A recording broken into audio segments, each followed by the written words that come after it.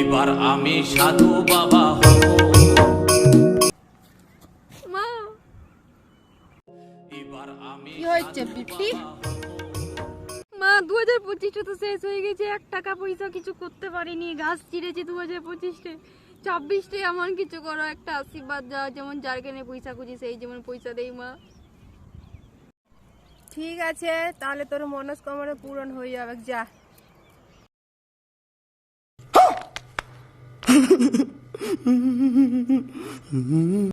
2 টাকা দাও, 2 টাকা। কি হলো রে ভাই তোর এরকম?